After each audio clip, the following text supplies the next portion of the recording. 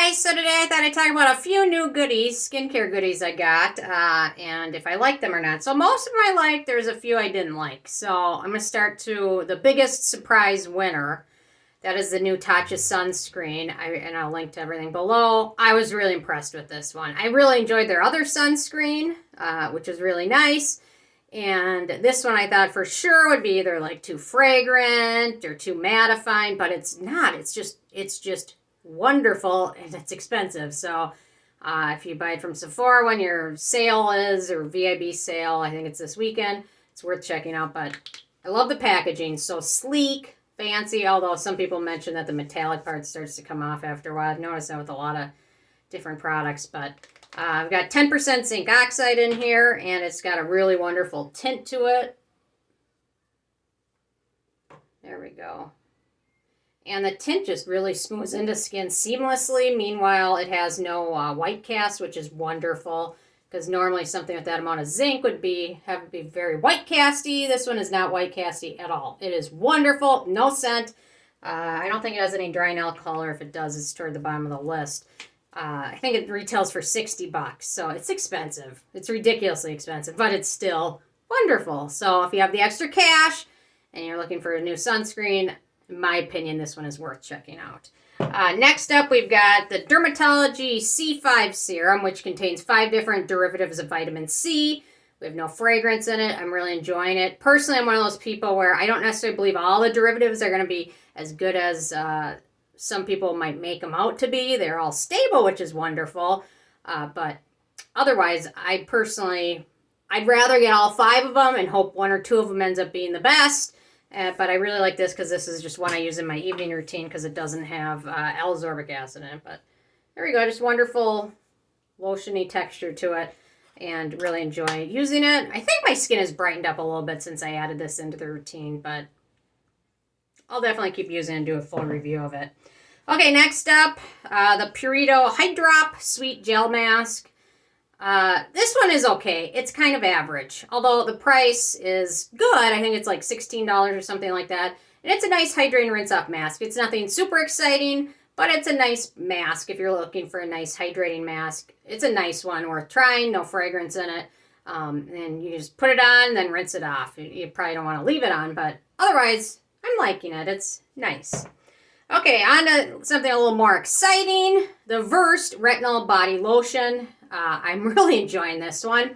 So it's just the beginning of April now, and my skin is starting to get a little bit less dry from the winter. So I've been adding this into my routine. So right after I shower, I'll apply a layer of this. I'll let it soak in for a few minutes, and then I'll apply a more hydrating body butter or a thicker lotion over it. Because I do notice if I use this one alone, my skin is still a little bit too dry to use this one alone without a little bit of peeling and flaking, which I don't love. So, but I don't know.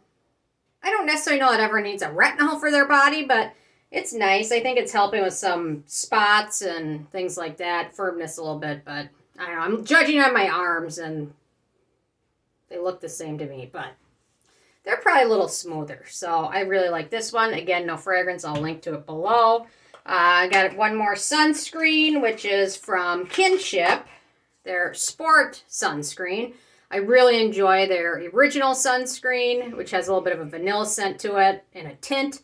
This one is pretty nice. It doesn't have the tint in it like the other one does, and it's got a little bit thicker amount, I think a little bit higher amount of zinc oxide, 24%. And they call it SPF 60, but it's pretty nice. Although I'm layering this over the Tatcha one, which I probably shouldn't do. But to be 24% zinc oxide, it applies pretty darn transparently, and it has no fragrance in it. So this one might be worth checking out if you're looking for a good one. It's pretty, I'm just wondering if it says, apply after 80 minutes of swimming or sweating or every 2 hours. So there we go. So really enjoying that one. Next up, I did a little review of it, the Summer Fridays Dream Oasis Deep Hydration Serum. This one is really nice. It's expensive. I think it's $44, but it's wonderful. No fragrance in it. It's got a really wonderful texture if you're interested. I did a review on it, I think, this week. Lots of amino acids and things like that. So really enjoying it. Would I repurchase it? Probably not for $44, but I am enjoying it. Okay, one more winner, then we get to the losers. So this is the TonyMoly Propolis Tower Lip Balm in Honey. And I picked this one up and I'm enjoying it so far. It has a light, like, honey fruity flavor to it, which dissipates pretty quickly. Might be in or out of stock. I don't know. This one's hard to find. So I just always like a good lip balm to keep on my nightstand. So anyway. Okay, two ones I didn't love. Starface. I have their cleanser. I really like it. They have a essence that you can use, a toner. This is their moisturizer. I've been using their cleanser off and on for a while with it, enjoying it. So I thought I'd pick up the Moisture on Mars face cream. And this one had a little bit of a stronger scent than I was anticipating. When I looked through the ingredient list, I didn't really see any fragrance ingredients that tipped me off to it, but sage extract, which can be fragrance. It has a stronger fruity scent. It does dissipate pretty quickly, and I still don't really see anything off the list that just instantly is like that's fragrance or it's going to have a heavy scent other than the sage. But anyway, the scent is light. It dissipates quickly, but to be honest, there's just so many other good fragrance-free moisturizers out there. So anyway, I really like supporting the smaller companies, but that one just was not a winner. And then last but not least, and the most expensive product, the Tatcha Clarifying Clay Mask for $70. What the heck was I thinking when I bought this? I have no idea. I actually think it might be one of the very few things I actually returned this year because it was so sadly average. For $70, for $70, I could put that towards a lot of other good things. A good retinol or a refill of my Altrino, whatever. This is just such a sad average, heavily scented clay mask that I highly... You know what? When I was looking through the reviews, and it has like 5-star reviews at Sephora, obviously, I looked and pretty much all of them were paid comments. So now they have a little link where you can click verify, which is what I've been doing. So you can see how many of people actually purchased it. I think everybody that gave this a 5-star review got it for free off Influencer. So anyway... $70? Nope, actually going to return this one.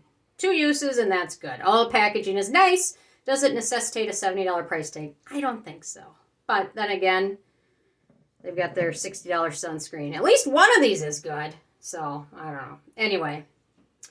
Also, thought I should have mentioned this at the beginning of the video. I read a rumor that Deciem is going to stop producing all of their lines with the exception of the Ordinary and Niode. So they've got a couple other lines, the Chemistry Lab or whatever. Then they've got their Sub-Q line.